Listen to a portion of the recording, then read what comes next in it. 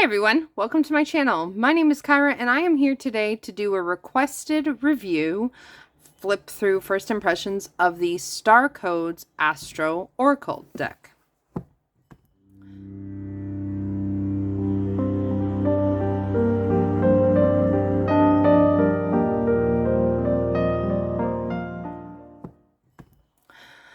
So as I said, this was requested by a viewer.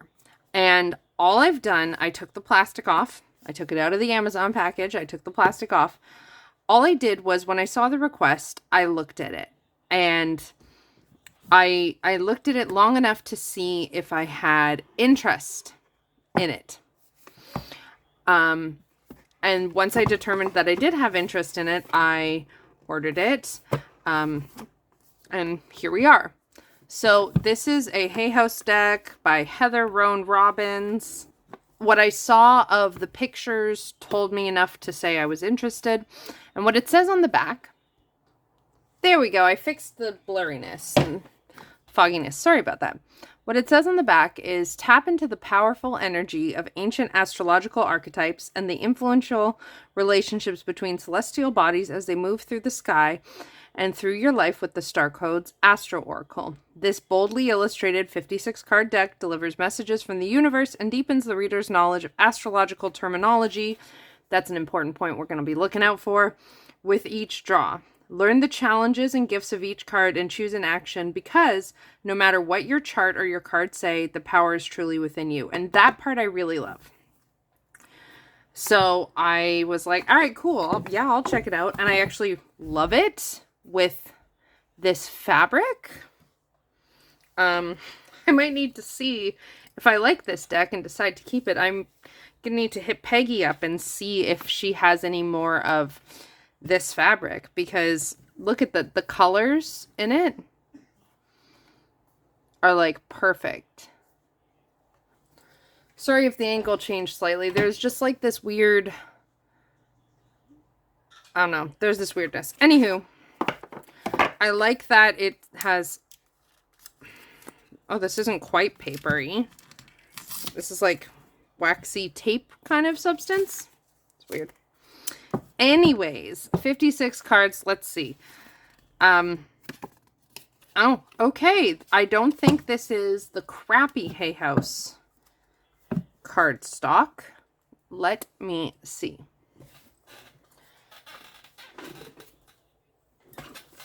In this wrap, I have two Hay House decks.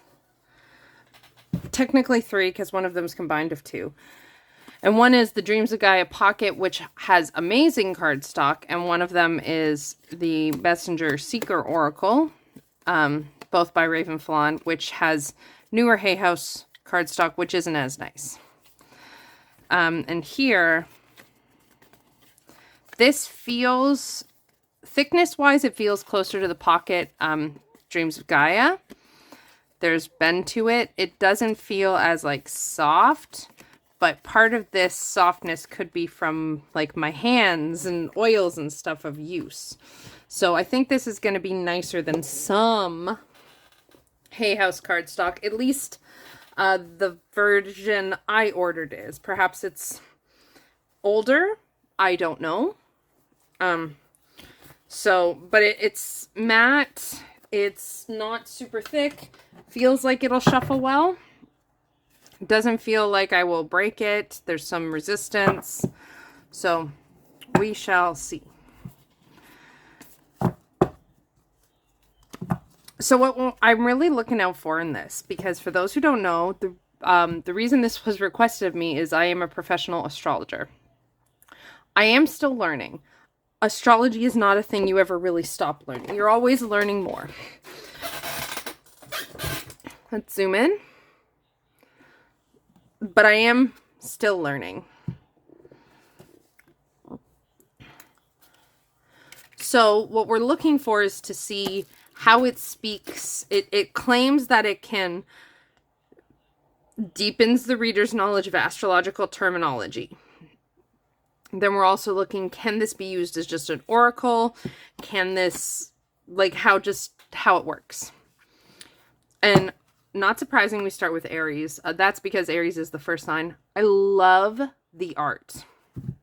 So the numbers seem to be, or the cards seem to be numbered from 1 to 56. We'll see how they ordered them. There's a glyph. Like you can see, there's the glyph for Aries. So it's got the glyph. It's got the word Aries, and it's got the keyword act. I like this keyword for Aries. Aries is the most active sign because it is cardinal fire. So I like that. And at some point I am going to have to do, look further, because I'm being asked as an astrologer. I feel like I am going to have to look further into the guidebook. So we'll save that for the end. So if you just want to see the cards because you'd like to use it as an oracle, you can watch through this. So there's Aries and act. Taurus, cultivate. I like that. That can work. Yeah. I love the pictures, and I love how it goes with this fabric. And there's the backs, by the way.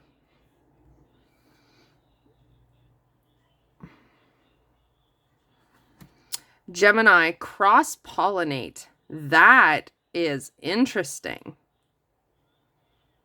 I'm not sure offhand how I feel about it, so maybe I'll look at that one. Cancer, immerse. Ooh, I like the feeling of that. The keywords in themselves work,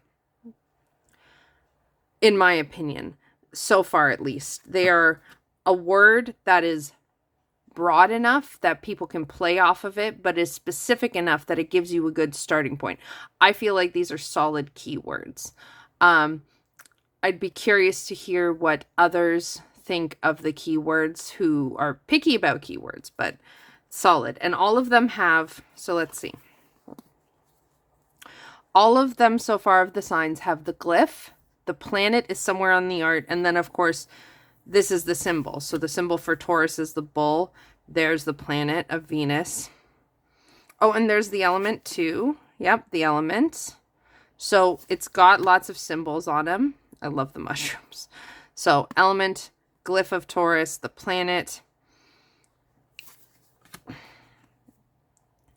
the element, the glyph, the planet, element, glyph, planet. Love it. Leo. Ooh, shine. This is perfect. Shine is a perfect keyword for Leo. I love that it's coming out of the inside.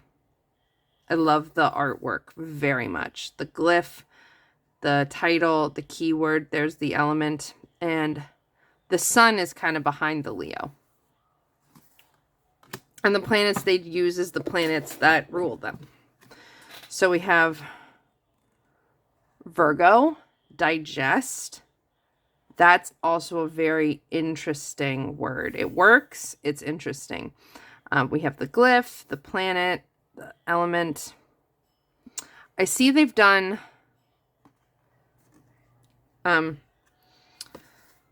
what will really be a telling thing is when we get to the signs that are in modern astrology ruled by the outer planets, because I practice traditional astrology. So what'll be interesting to know is, can it be used for either traditional or modern? Libra, balance, duh. It's got the glyph. It's got the planet down here.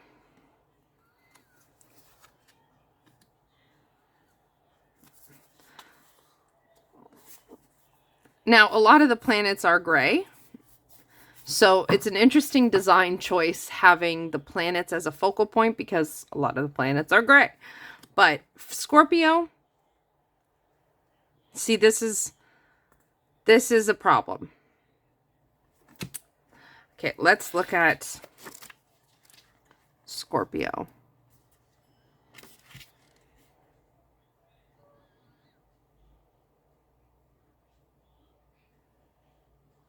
Okay. I can forgive this. Here, it's not showing Mars, but in the guidebook, it mentions that it is The fixed water sign Scorpio is ruled by Mars in traditional astrology and co-ruled by Pluto in modern astrology. So it recognizes both. Fabulous. Scorpio investigate. Fabulous word. Sagittarius expand. This is really good.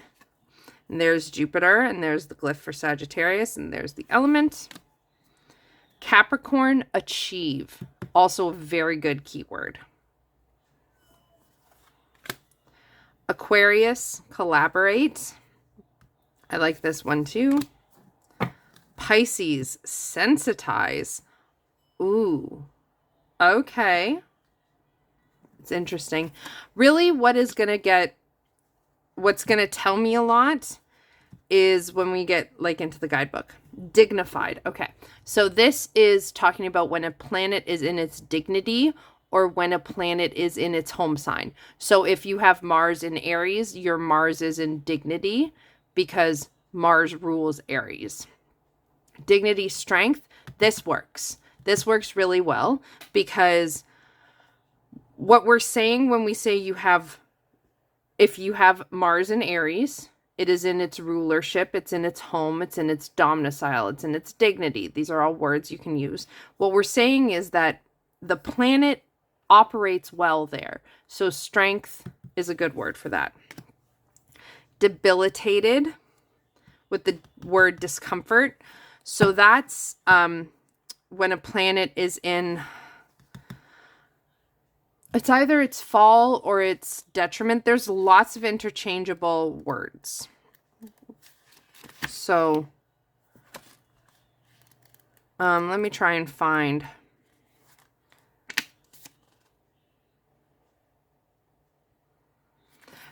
The point of these is you can either have your planets in a position where they operate at home, where they feel comfortable. So you can either have them, they'll either be in domicile, which is their home planet, or they'll be in exaltation. And so what it looks like, because I had to do just a tad bit of research because, like I said, my astrology practice is still expanding. These things are not things I have memorized yet, but I know how to sort them out. So a planet in astrology can either be in its domicile or in its home, in exaltation or in an ideal location where it functions amazingly. And these are strengths. These are both when a planet is in dignity. In traditional astrology, planets have essential dignity if they are in the sign of their rulership or domicile, the sign of their exaltation. Either of those. And then a planet is debilitated if it's in the sign of its detriment or its fall, which just means, which are the opposites of, they're the opposites of the exaltation or the domicile or rulership. And it just means the planet is not comfortable there. It's discomfort. This works really quite well. Retrograde, review, fabulous, fabulous, fabulous. I'm just looking back. There's no glyphs in this one, but this one does have a sign of, that's how we write retrograde in astrology shorthand. Fabulous. I actually use this. I will say for words like retrograde, it's to review, it's to look back, it's to revisit, it's a potential regression. So that's really good. Solar calm. This is a term I haven't heard of. Oh, I see. Okay, it looks like it goes with solar calm and solar flare. So let me quickly look and see, because I haven't heard all the words yet. There's way too many of them.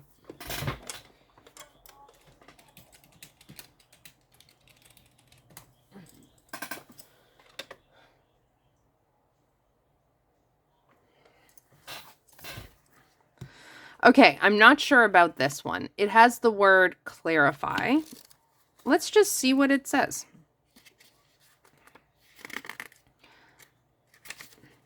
When the sun is calm, with few sunspots or solar flares, its steady energy is quiet and soothes any turbulence in our solar system. The volume is turned down on all other aspects of your astrological chart. Telescopes see farther into space. People tend to search for the metaphysical. Plant growth slows down on Earth, but the arts and creative processes often blossom. Politics tend to be opinionated but quiet, attitudes more entrenched. It's a hard time to start a revolution. Okay, so with that, it makes sense that they'd give the keyword of clarify, because when everything is calmer, you're better able to clarify information. Solar flares is activate, so this would be kind of the opposite energy of that. And the glyph for the sun is hidden in here, by the way, this little guy. Okay.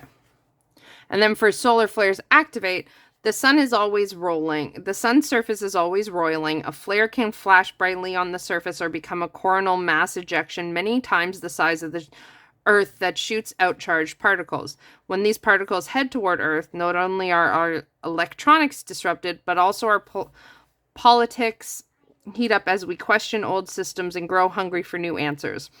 The volume turns up on all astrological activity. High peaks of solar activity were recorded around the French Revolution, the American Revolution, and during the mid-1960s, times when people fought the status quo and sought revolutionary change. Okay, here's what I've learned so far looking at this guidebook. This person has the qualities in their writing of knowing what the fuck they're talking about. This does not sound, when you study astrology and you listen to people who have a lot of experience, who have studied astrology, not just in depth, but also in breadth, where they've looked at a wide variety of things, this feels very inclusive, and it feels, to me, like, it feels good so far. It feels like they actually know what they're talking about. Like they've done their work. They've done their research. So solar flares activate. It means things are turned up in the chart, apparently. This I'm just learning as I go. But the way they word it has a certain kind of feeling and quality to it of like other books where people have studied and spent time. So I really like this. Then we have the sun, source. Good keyword for the sun. The moon, perception. Really good. Those are our two luminaries, and the next ones will be our inner planets. We have Mercury, messages. This works really well because Mercury is about communication and our thoughts and how we, like, just how our brain works. So all of which revolves around messages.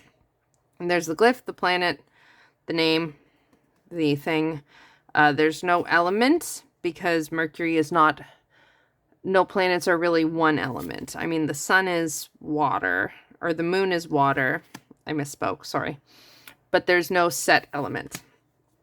Venus. I love the colors of this card. Beloved. Oh my God, that keyword. Mars, motion. That's good. It's really good. And I love, this is some incredible artwork. Jupiter is abundance. Yep. That'd do it. That would definitely do it. Saturn as structure, 100%. Uranus as change, also 100%. Neptune as vision. That's interesting. I like it. I haven't done a lot of work, so now these two, sorry, I forgot to tell you. These two are our social planets. So the inner planets are Mercury, Venus, and Mars. The luminaries are the sun and the moon. Then we have our inner planets. Here are our social planets are these two, Saturn and Jupiter. And then the rest are our outer planets. Uranus, we already looked at. Neptune, I haven't focused as much with these yet because it's really the effects of these planets transiting our lives where we start to learn about them. For example, Uranus, the planet of change, is conjunct my Venus, which had the keyword beloved. And during this period is when my wife came out as trans. It was a complete change to the dynamic of my marriage, of the person who is my beloved. It makes perfect sense. Neptune is vision. I like it. Pluto, rebirth. Yep. Chiron, heal. This one. And the image. Oh my God. This one is just stunning. Oh my God, this picture. Oh, I love it. Yes. Sirius. These are asteroids now, starting with Chiron, so I don't know much about the asteroids. Chiron I've worked with. But Sirius is, I know, the wife of Chiron. Nurture. I don't know a lot, but makes sense from the little I do. Pallas Athena is think. Juno is partnership. Vesta is hearth. Yep, I do know that one's good. So I guess that's all the asteroids they used. Then we have the South Node and the North Node. The South Node, ooh, sorry about that. The South Node is the past. And the North Node is the future. That works. Then we have our rising sign. Yes! Fuck yes! Please tell me they have them all. Oh my God! Yes! I'm so excited. Whoever requested this, I don't remember, but I'm going to find your comment and I'm going to thank you personally. My only complaint about my Heavenly Bodies astrology deck is that it does not have cards for the Ascendant, Midheaven, Descendant, and Amumkuli. This one does, which is fabulous. I find a way to work with it. And I admit I'm a little scared that this might try to replace my Heavenly Bodies, but I don't think it actually will. I think I will find other ways to use this. My Starseeker Tarot does not go with this. I'm not going to disrupt the work I do with that. But I'm excited to have more astrological work I can do. So we have Ascendant entrance. That makes sense. Our Ascendant sign is all about how we dawn on the worlds. Midheaven is the pinnacle. Yep, that's good. Descendant is invitation. Okay. Interested. Let's see. Because the Descendant is opposite to the Ascendant, and it's normally a very hidden thing. While the Ascendant describes how you enter the world, the Descendant is the place where you invite equal others to come into your world. Oh. It describes how you see these peers, what you project upon them, and what you were trained to respect in them. The Descendant is where the sun would be at the sunset. I've never heard of that side of the Descendant. I'm going to research it. I'm very excited and intrigued. Amumkuli is the root. That works. Yep. Then we have our houses. Oh, this might be... Y'all.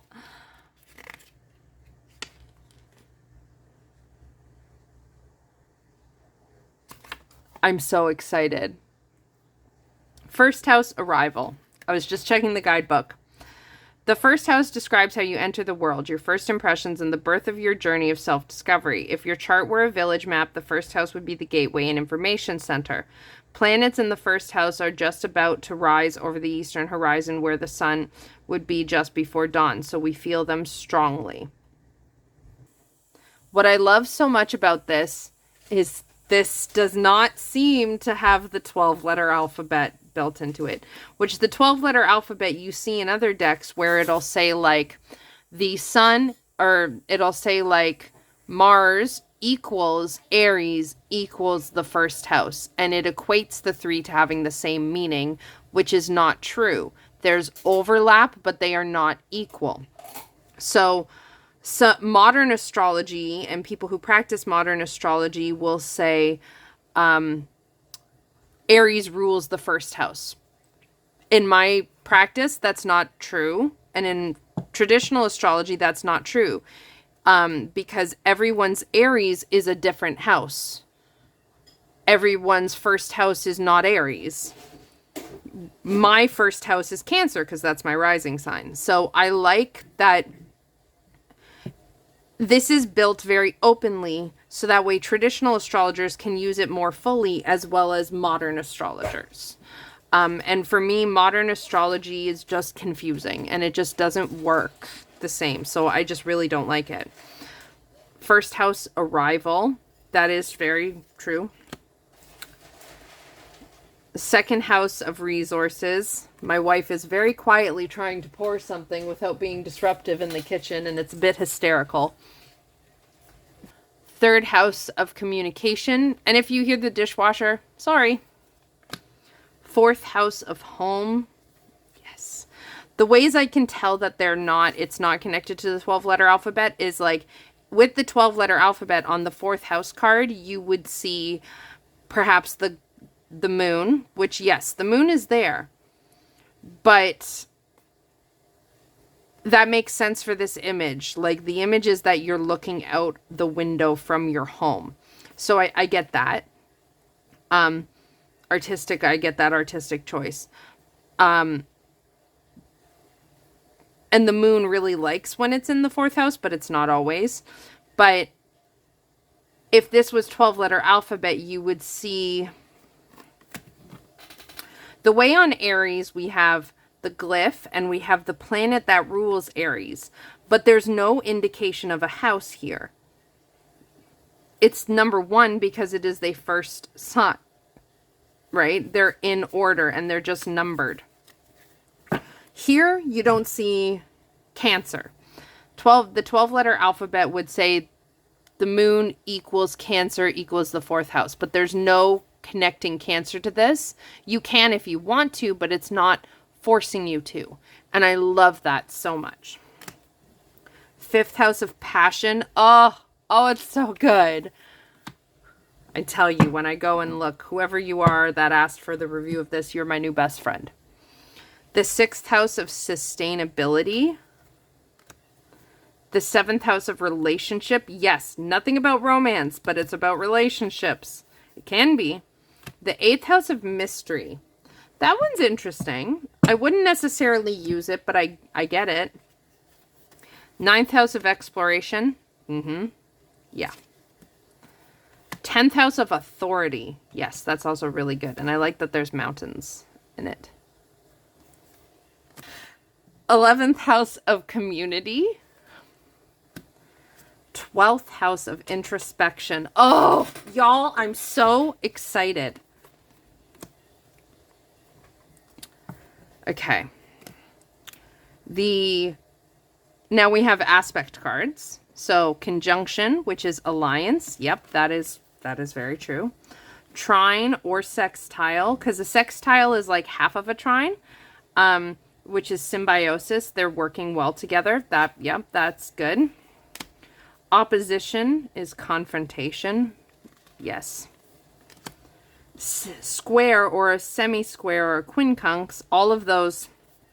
So here are the symbols of, these are basically degrees, patterns, right? A square is a 90-degree angle. A semi-square is, I don't know which one of these is semi-square and which one is quincunx, because those aren't major aspects in astrology. But I think this would be semi-square because it's half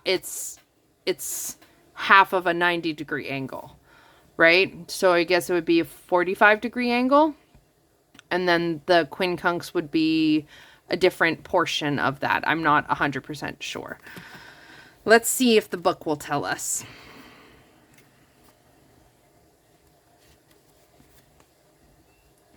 These three aspects are awkward, potentially confrontational, and urge us to grow as we reconcile disparate points of view. Square aspects act as if two horses are pulling at right angles or two cards are colliding at a crossroads. needs collide and tension pulls between different priorities within or without. A square is formed by two planets that are 90 degrees apart in the same modality, cardinal, fixed, or mutable, while a semi-square is formed by two planets 45 degrees apart. A quincunx is formed by two planets 150 degrees apart from two signs that have neither polarity, modality, nor element in common. Okay. So this would be the quincunx. So I figured it out correctly. I love this. Transits is climate. That's interesting. And then we have progressions is journey. Okay.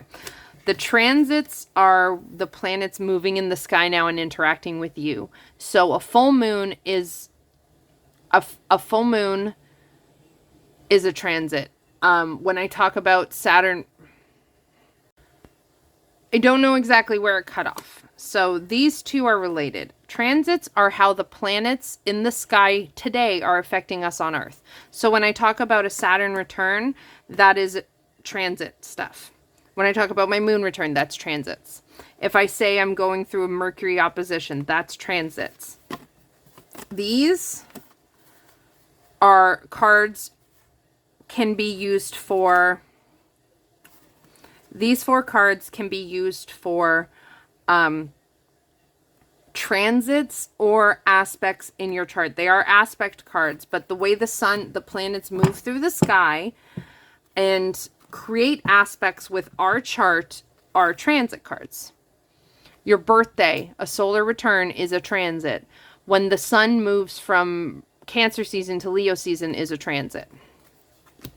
And then progressions is based on annual house perfection year. It's a very specific type of astrology work that can be used in many ways. So when I talk about me being in an 8th house perfection year, that I see that work here. Also, though, there's an actual full thing called progressions.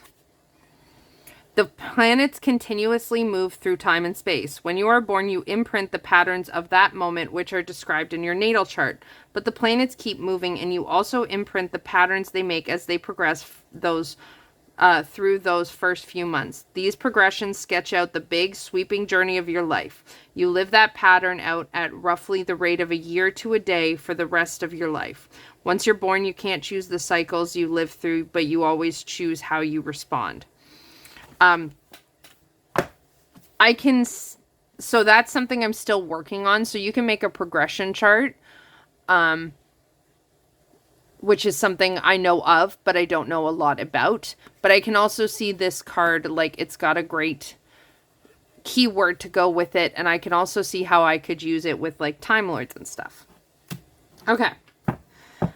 So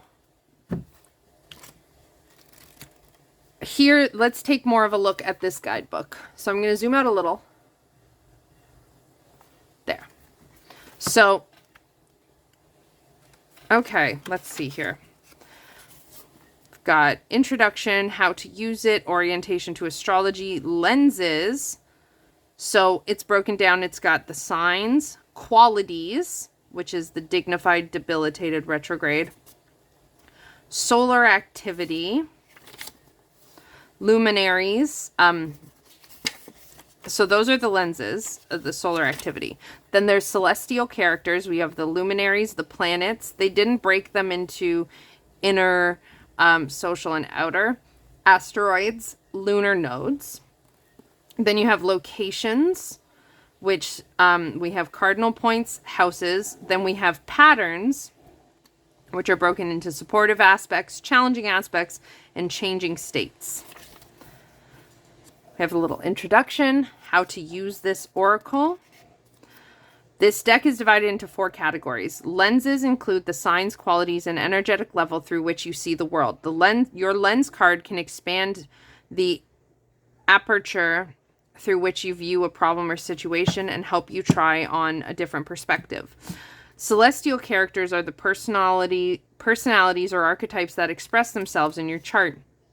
These cards can describe which archetype is activated by your question and what strengths you can call upon to take action on the guidance you receive.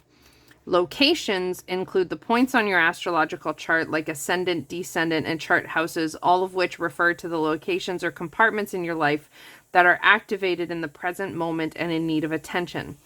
Patterns describe the relationships between archetypes and investigate whether your situation is a passing event, instigated from the outside, or part of the progression of your soul's growth. Okay, it has a for each reading. The spectrum.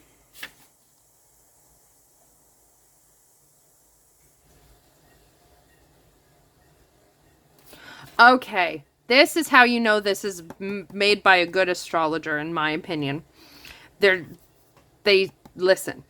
The spectrum. Every sign, aspect, house, planet, and symbolic ingredient in astrology describes a spectrum of expression that runs from its gift through its practical expression to its challenging nature. You don't choose your cards, charts, transits, or progressions. They are set in motion as you pull a random card or were put in motion when you were born. But you do not have complete choice about where on that spectrum... But you do have... I misread that. But you do have complete choice about where on that spectrum you act. The best medicine for the challenge of an aspect, symbol, or placement can be found in the expression of its gift. For instance, if you pull the Mars card or your natal Mars is activated by transits or progressions, that's funny because I'm about to go through one, you might feel the challenging aspects of Mars, frustrated, temperamental, even accident prone. If so, it will help to lean into the gifts of Mars. You can work your muscles until you get tired, come to the rescue and be a hero, or boldly go where you've not gone before, and you will feel so much better. To work with the entire spectrum of astrological expression gives you options. Thank you. Thank you. Heather Roan Robbins, thank you. Fucking thank you. Because that is speaking directly to the fact that I have to put a disclaimer on every single session I do that astrology is not about stereotypes. And by that I mean everyone will just, without knowing what they are talking about, will just be like, Taurus is stubborn. And this is always the example I use, Taurus. I'm not trying to pick at you. I have a Venus in Taurus. So I have a Taurus placement.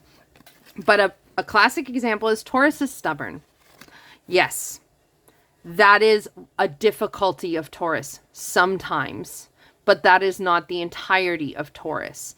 It has, like it says here, I'm so excited. It says... It describes a spectrum of expression that runs through its gift, through its practical expression, to its challenging nature. So yes, a challenge of Taurus, it can be stubbornness. But it has gifts to it. And the stubbornness is not always a bad thing, right? That all depends entirely. There's so much that goes into a chart that can mitigate or expand on the energy of Taurus. It all depends. And this speaks to the fact that astrology is nuanced and that we're not at the mercy of our astrology. We get to choose things. Sure, astrology, the way I describe it also to clients is astrology has a set of, like, astrology believes we have a certain life's path. And I do too. But that doesn't mean we're powerless. It's like, the example I use for myself is a part of my life's path and my life's work is about communication. But I could sing, I could write, I could do interpretive dance, I could paint. There are so many ways to communicate. So to me, I believe we have a certain journey ahead of us, a certain path we are on. But that doesn't mean that we can't deviate off that path. And it doesn't mean that you're meant to have XYZ specific things happen. It means, to me, it's like the communication. I am meant to communicate. It is a part of my path. It is a part of my life's work. It is a thing I cannot seem to get away from. I'm constantly dealing with people telling me to be quiet or to speak louder. There are themes of communication being so prominent running through my entire life. How I choose to manifest that energy and how I choose to work with it is entirely up to me. And that's what the guidebook just described. Before I shuffle, So orientation to astrology. It teaches about astrology. This all looks really good. I like that it doesn't use masculine and feminine. It says here yang energy is extroverted, outward moving, action oriented, and traditionally masculine. But I like that it tells you, yes, if you hear someone saying Aries is masculine, that it means traditionally, but what it actually means is the extroversion, the outward moving, or the word I use, the action. And yin is introverted, introspective, receptive, or the word I use, which isn't here, supportive. So again, it fleshes it out. It doesn't just stick to the words, which masculine and feminine have a lot of very painful connotations in our world. This feels extremely inclusive from the little glancing bits. And then we go into the messages. And then let's see, do we have any readings we can do? I'm not seeing any spreads. I mean, there's a 4-card here. Oh, silly me, I accidentally missed it. So after the reading methods, because there's ways after the spectrum, we have the reading methods, then there's some spreads.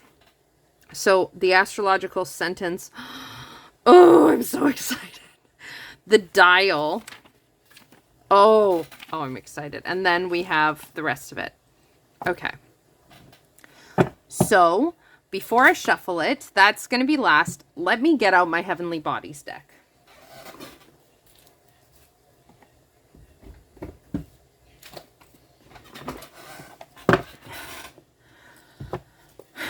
Okay.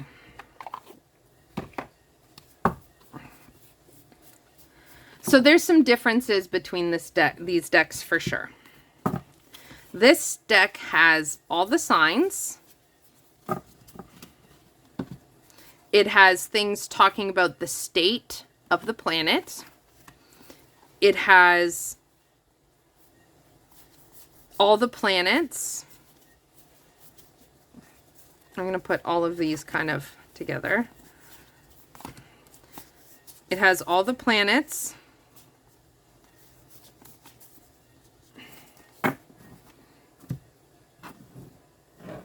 It has asteroids. And the south node and north node. Those are like extra points. This one has the points on the chart. The ascendant, midheaven, descendant, and Imam Kuli. It has all the houses. And then it has stuff talking about the aspects. And these kind of extra parts for the aspects. This deck does have a north node and south node. What this has, which this doesn't, is it has a yin and yang card, which are beautiful and amazing. The art of both of these are stunning. It's funny, they feel so different.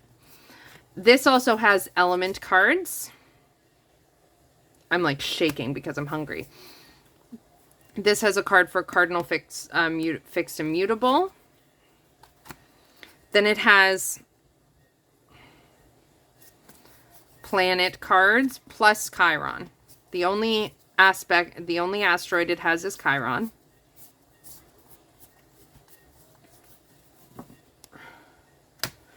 It has the cards of the sign.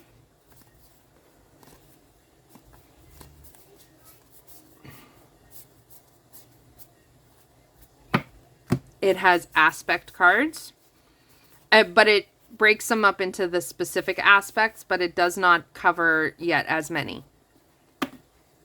Let me zoom out, actually. I'm making a whole big... Oh, okay, I am zoomed out as possible. Then it has the houses, and that's what this one has. So, these have different parts of them. Each of them has something that the other does not have.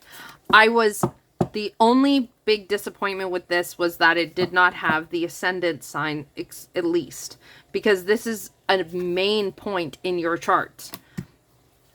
The cards I actively use in this deck are the planet cards, the sign cards, and the house cards.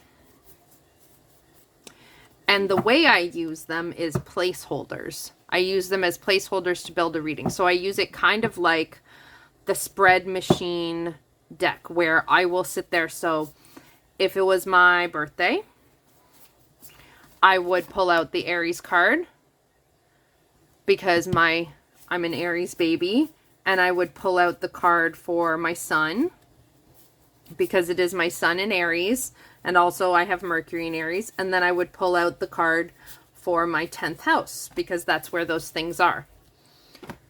And that frames the reading for me. And this is how I build the readings, and these are the professional readings I do. So this frames my reading. Let me shoot you over here.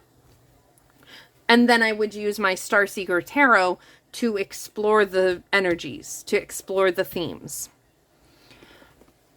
But because of the way this has been built, I haven't been able to, I don't use the other cards. Like, I will use the Chiron card, I'll use the North Node and South Node, but I don't use these.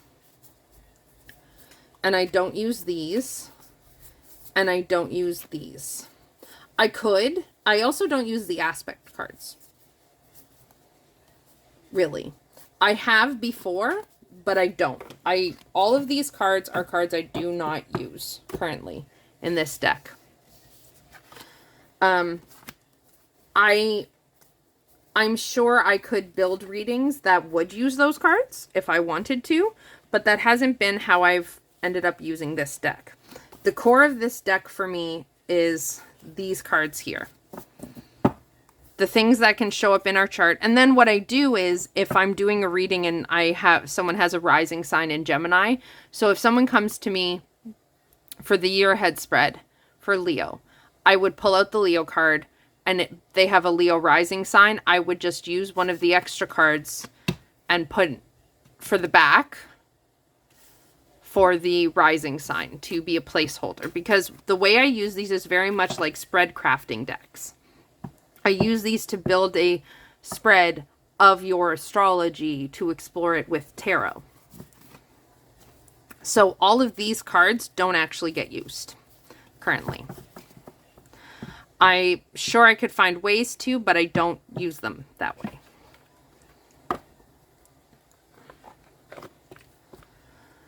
What they've done in this deck... Oh, and the other important point about this...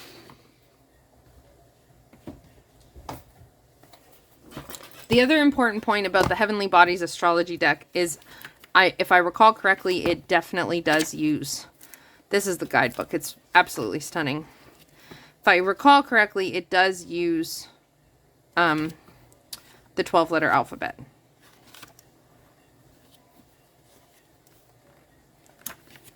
Let me see here.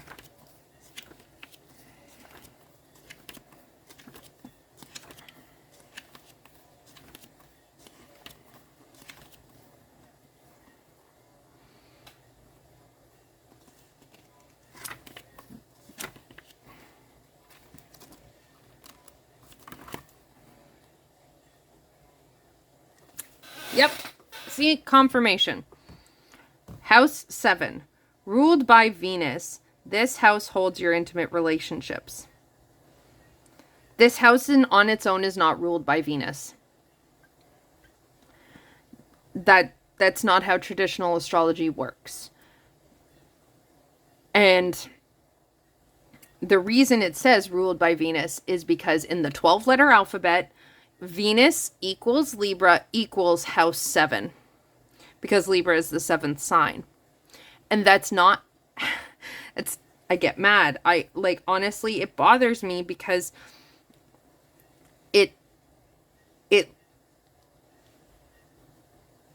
leaves out nuance. It erases nuance. So yes, this house does hold your intimate relationships. And yes, that can in some way relate to Venus. And it does have some relation to Libra as well. But each person's 7th house is different.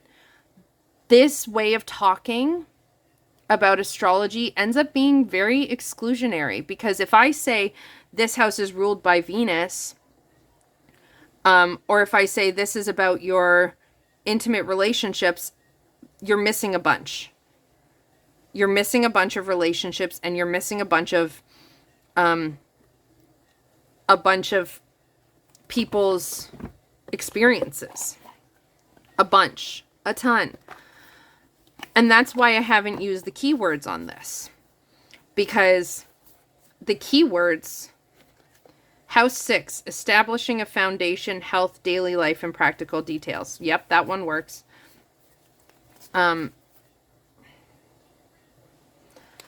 The keywords of House 8, those are Pluto keywords. Those aren't House 8 keywords.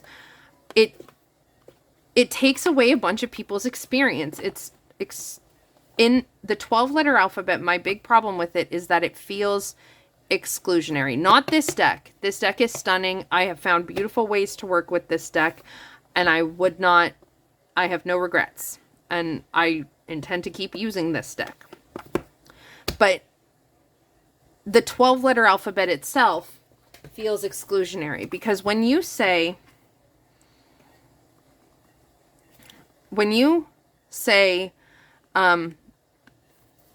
Cancer has family and tribe, nostalgia, those are House 4 words. And they're not always going to be about the root. Cancer is not about the root.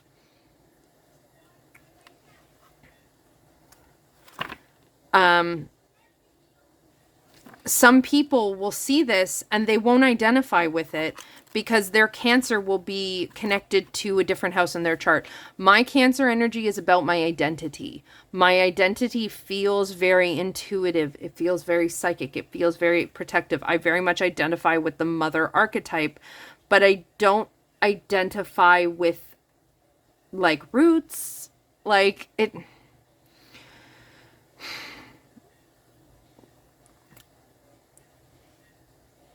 It just, when decks go wholly from the modern astrology 12-letter alphabet of Aries equals the first house equals Mars, it misses the mark. It misses the mark for me. Now that deck, again, it's not the creator's fault. It's not the astrologers who choose to practice modern astrology's fault. There's nothing wrong with that. There's a lot of ways people could use modern astrology. I can't. It doesn't work for me, and so I can't personally recommend it. I find it makes it harder and more confusing. And I find it loses, and the modern astrology specifically loses a lot of the nuance and just kind of blurs the lines and muddies the waters. It loses a lot of the beauty of the nuance of human experience. That is my feelings and my opinion. If you like modern astrology and you're listening to me, that's okay. It really, really is. I get frustrated because my brain can't understand. My brain cannot understand modern astrology. And when I look at modern astrology, I feel left out, personally. And that's all about me. That has nothing to do with you if you're watching this and you're a modern astrologer. I've heard that some people use modern astrology in different ways. I don't, and so I was asked for my opinions, and here they are. It's like when you look at a planner, and the planner has Monday to Friday are nice and big, and then Saturday and Sunday are small, because most people work this way. I don't like when people assume and force, I don't like it. And the 12-letter alphabet specifically feels like that. Lily Ashwell's Heavenly Bodies deck is stunning. And I have found a beautiful way to use it. I use this deck to create my astrology spreads so far, the ones I do. So that way I can read and interpret them with tarot, with my Starseeker tarot deck.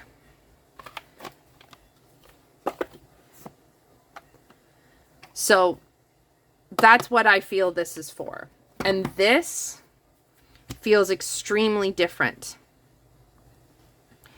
This, what they did, for example, is instead of having a card for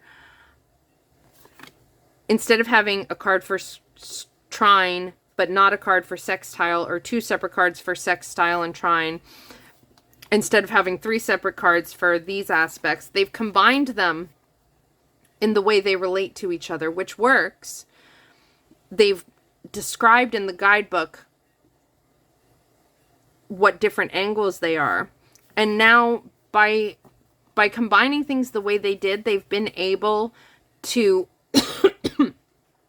include more things. So we've got that going for us here, which I really love. Like, this deck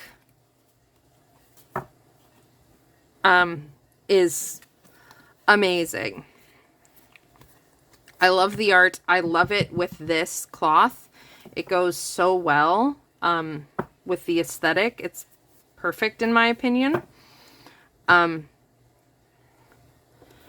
am very glad to have this deck. It also did really good at like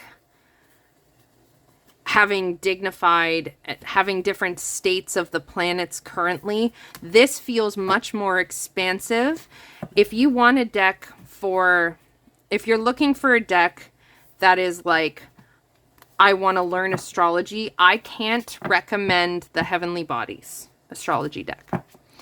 I can recommend the Heavenly Bodies astrology deck if you know astrology and you're looking for a deck that has beautiful artwork and has astrology tones. This is not what I would recommend as a learning tool for astrology. If you're looking for a deck where you can learn about astrology from a more inclusive angle, because this talks about both modern and traditional astrology. It leaves space for both of them. I would recommend this one because this is what more personally aligns with how I use astrology. And it is stunning. It is so gorgeous. Now let's see how it shuffles. I have no clue if I'm going to end up using this in order, and this feels very different. Not bad. The energy of this feels very, very different. I admit, I always get a little scared. When I get something and it fills gaps that I feel in something else that I love, I become a bit afraid that I'm not going to want to use the other thing anymore.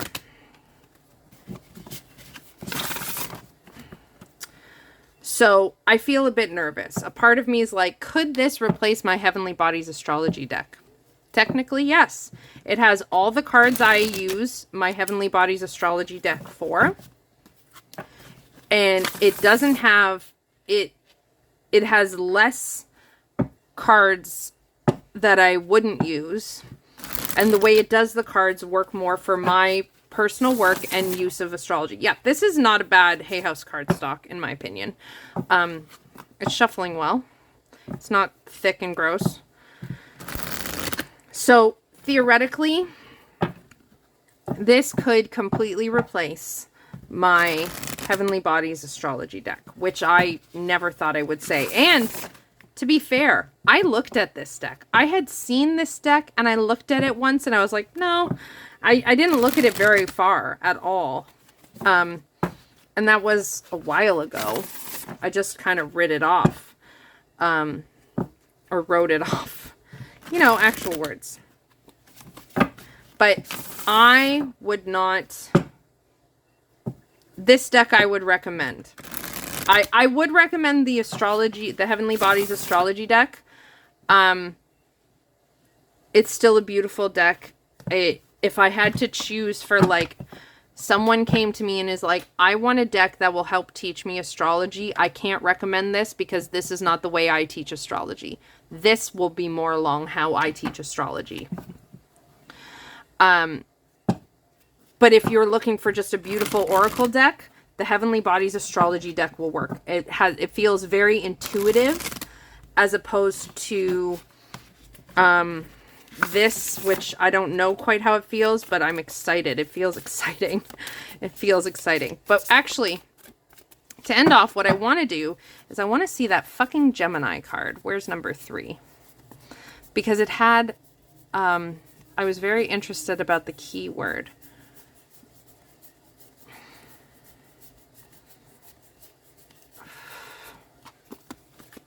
Cross-pollinate.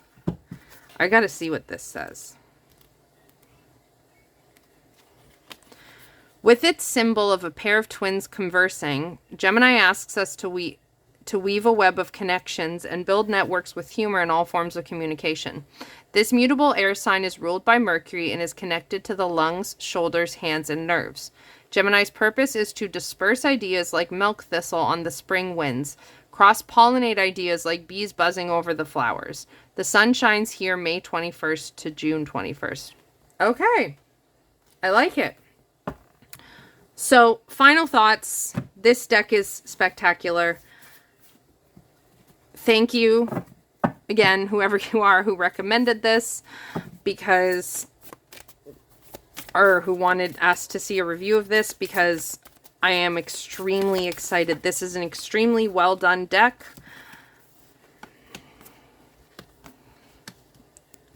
An extremely well done deck. I'm very excited to play with it. All I want to do right now is go and look at pictures to see what tarot deck would go well with it, so I can find a way to work with it well. I am extremely excited. The art kind of reminds me of like the Line Strider Tarot, but I don't know if I'd actually use that. I know there's lots of tarot decks with this art style, and in fact, if you have any recommendations, let me know of a tarot deck that you think would go with this art style. I am so thrilled for this. I am nervous. I'm nervous that this won't hold up. Oh, I just had a thought. I'm nervous that this won't hold up. And I'm nervous because I love it so much.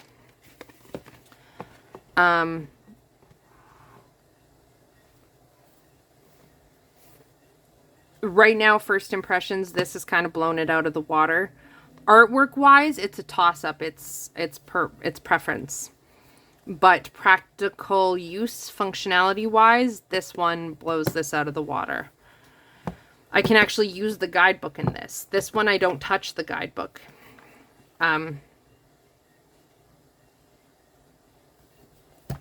So I don't know, and I'm nervous, and perhaps you'll see a comparison between these two and a this or that one day. Who knows?